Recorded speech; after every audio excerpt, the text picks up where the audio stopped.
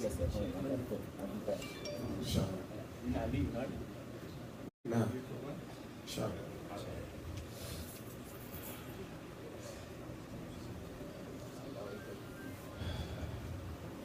بسم الله الرحمن الرحيم الحمد لله والصلاة والسلام على أشرف الأنبياء والمرسلين نبينا محمد وعلى آله وصحبه أجمعين اللهم انفعنا بما علمتنا وعلمنا ما ينفعنا اللهم زدنا علما إنك أنت عليم حكيم اللهم اجعل هذه المحاضرة حجة لنا لا حجة علينا يا رب العالمين أما بعد. This evening, inshallah, this afternoon, this evening, inshallah ta'ala, we're going to be discussing gifts, the rules as it pertains to giving gifts to your children and Islam. We're going to come from one of the books as an explanation, Sharh Umdat al-Talib, Nail al-Ma'arib, Sheikh Abdullah Bassam, rahimahullah ta'ala. In it, first of all, it's important for parents to give gifts to their children when you can. However, if you have multiple children, how do you give gifts to one child without the other, so on and so forth? Are there rules in Islam that actually discuss giving gifts to your children? And if so, what are they? So here we're going to discuss Faslun fi Ta'dil fil Atiyya. This is a chapter that discusses being fair, what is determined to being fair with regards to giving gifts to your children.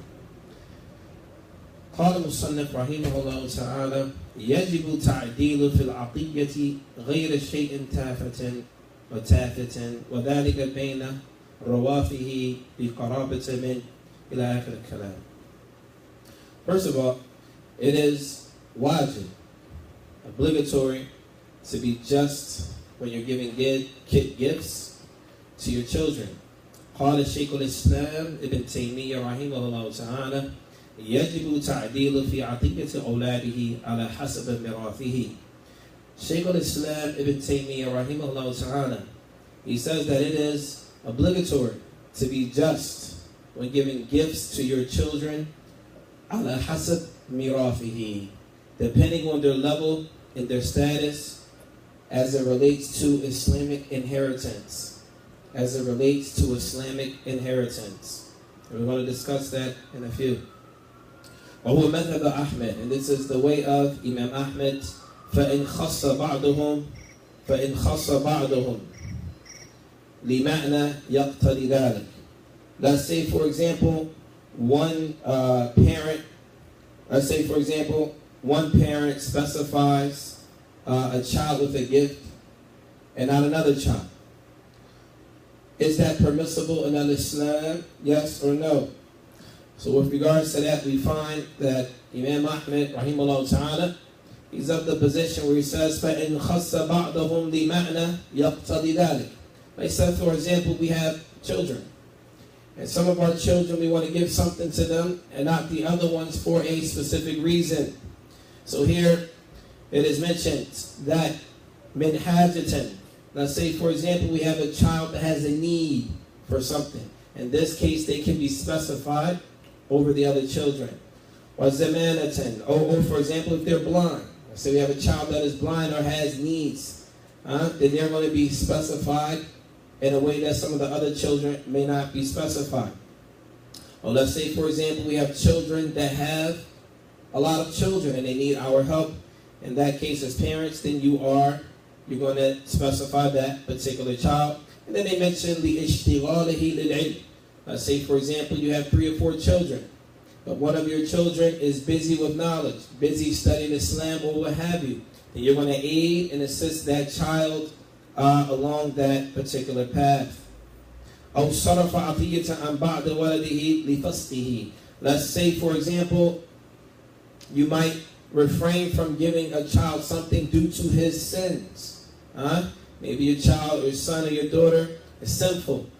So you have other children, you give them something, you may refrain from that particular child because they have committed sins or disobedience to Allah subhanahu wa ta'ala. And it also mentioned, bid'atahu. Say, for example, you have a child, wa yadu billah, your child, he falls into innovation in the religion. And so because of that, you want to refrain giving something to that child due to his disobedience of Allah subhanahu wa ta'ala. لِكَوْنِهِ يَعْصِ اللَّهَ بِمَا يَأْخُذُ. Or that child just disobeys Allah. You have a disobedient child. In this case, it is not, perhaps that child will not get the same gifts as some of the other children. قال في الإنصاف. Insaf is one of the relied upon books of the school of Imam Ahmad ibn Hanbal rahimahullah ta'ala. He says, وَهَذَا قَوِي جِدًّا, meaning that position of Imam Ahmad is a very strong position. وَقَدْ أَجْمَعْ عُلَمَاء. In the scholars, there is a consensus of many of the Salaf, or many of the ulama, عَلَى مَشْرُعِيَّةِ تَسْوِيَةَ بَيْنَ الْأَوْلَادِ. So many of the scholars of Islam, they say that it is incumbent for a parent to be fair in giving gifts to their children. ولكن اختلفوا في وجوب مساواة بينهم فيها فذهب أحمد والبخاري وإسحاق والثوري والجماعة إلى وجوبها. So there's a difference of opinion among many of the scholars of Islam with regards to giving each child something the same thing, meaning musawat, the same thing across the board. ففيها فذهب أحمد, Imam Ahmad, Imam al-Bukhari, Ishaq ibn Rahuya, who was also one of the companions of Imam Ahmad, Sufyan al-Thawri, وَجَمَاعَةً إِلَى وُجُوبِهَا. And there's a group from among them that say that it is obligatory. It is obligatory. وَتَحْرِيمُ التَّفْضِيلِ وَتَخْصِيص بَيْنَهُم. And some of them also say that it is haram. It is haram to favor one child over the other child with a gift, or to specify one with a gift without the others. And they say that this is haram due to the hadith of Nu'man ibn Bashir fi Sahihain. Nu'man ibn Bashir in Sahih al-Bukhari and Sahih Muslim. He says, قال أعطاني أبي عطية فقالت عمرة بنت رواحة لا أرضى حتى تشهد رسول الله صلى الله عليه وسلم. So Nu'man ibn Bashir, he said that my father gave me a gift. My father gave me a gift.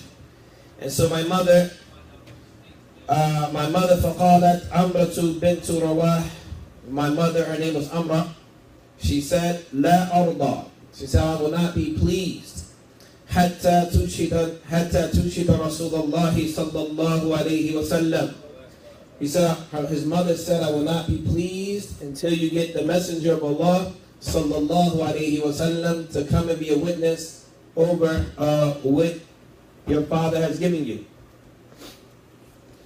So after that, Nabi alayhi salatu wasalam, فَأَتَى رَسُولَ اللَّهِ صَلَّى اللَّهُ عَلَيْهِ وَسَلَّمَ. And so they came to the messenger of Allah sallallahu alayhi wasallam. فَقَالَ إِنِّي أَعْطَيْتُ إِبْنِي مِنْ أَمْرَةَ بِنْتِ رَوَاحَ عَطِيَّةً. So Nu'man ibn Bashir, his father, he said, I gave my son a gift. فَأَمَرَتْنِي, and my wife, she told me that we should come to you, and tushhiduka, and tushhidaka, that you become a witness, Ya Rasulullah, that you become a witness over this gift that I've given my son. فَقَالَ, and so the Prophet alayhi salatu wasalam, he replied by saying, قَالَ إِنِّي أَعْطِيتُ, he said, فَقَالَ إِنِّي أَعْطِيتُ إِبْنِي مِثْلَ هَذَا. قال لا قال فاتقوا الله واعدلوا بين أولادكم. قال رجع فرد عطيته. Nabi alayhi salatu wasalam, he said, and there are numerous narrations of this, he said that he will not be a witness of this, and he told him to fear Allah.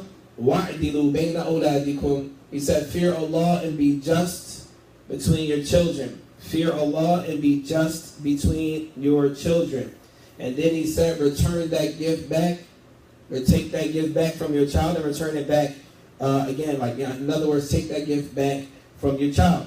Based on this hadith, the scholars of Islam, they mention many different fawaid, many different benefits from this particular hadith, and we'll discuss some of them, inshallah ta'ala. طيب. ذهب الجمهور إلى أنها مستحبة فقط. Al-Jumhur. Does anyone know what Jumhur means? Have you heard this word before, Jumhur? Does anyone know what that means? Huh?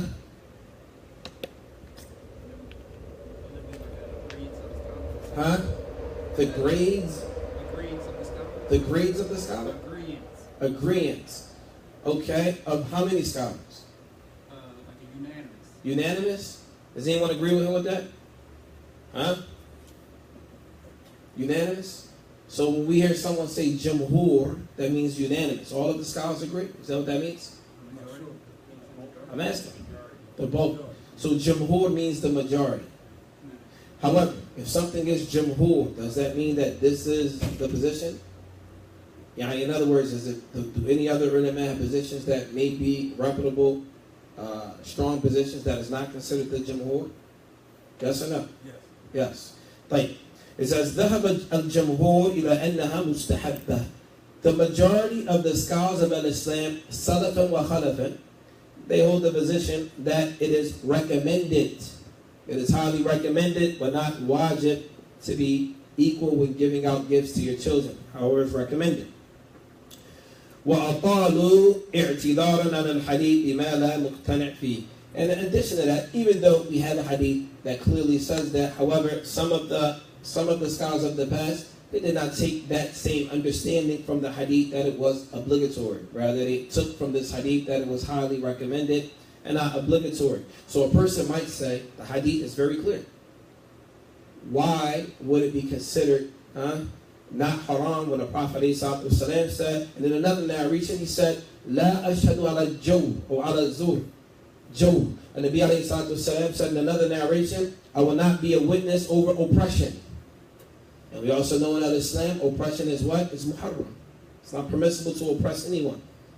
So, some people may say, well, how can you take from this hadith that it's only recommended when we have this hadith clearly says that it is oppression, and he said have someone